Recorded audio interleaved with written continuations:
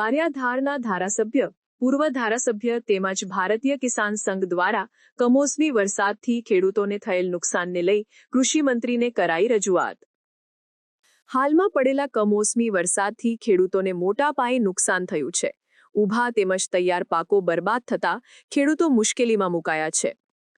ગારિયાધાર તાલુકાના અનેક વિસ્તારોમાં છેલ્લા કેટલાક દિવસોથી પડેલા કમોસમી વરસાદથી ખેતીને ભારે ફટકો લાગ્યો છે। પાક નાશ પામતા ખેડૂતોને આર્થિક નુકસાન ભોગવવું પડી રહ્યું છે।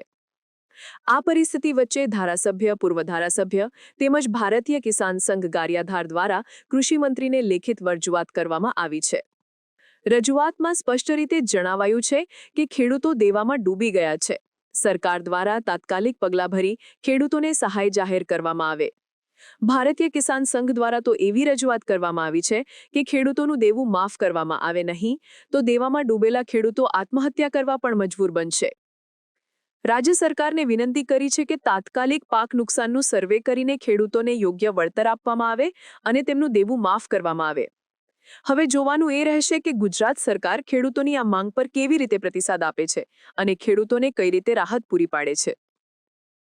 મારું નામ પ્રેમજીભાઈ વલ્લભભાઈ ઘેલાણી, ગામ ઠાંચા, ભારતીય કિસાન સંઘ ગારિયાધાર તાલુકા સમિતિ પ્રમુખ।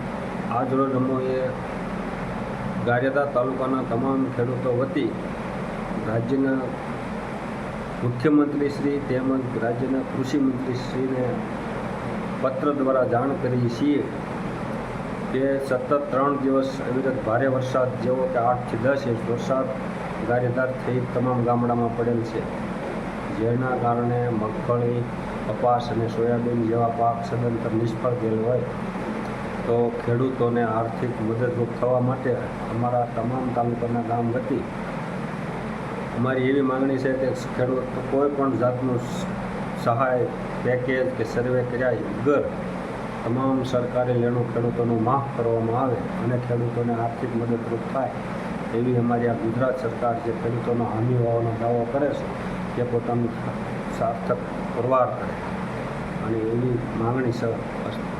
સમાચારની અવનવી અપડેટ જોતા રહો નિખરતા ગુજરાત ન્યૂઝ સાથે। નિખરતા ગુજરાત ન્યૂઝને લાઇક, શેર, સબસ્ક્રાઇબ કરો અને બેલ આઇકન દબાવીને સમાચારની ઝડપી માહિતી મેળવો।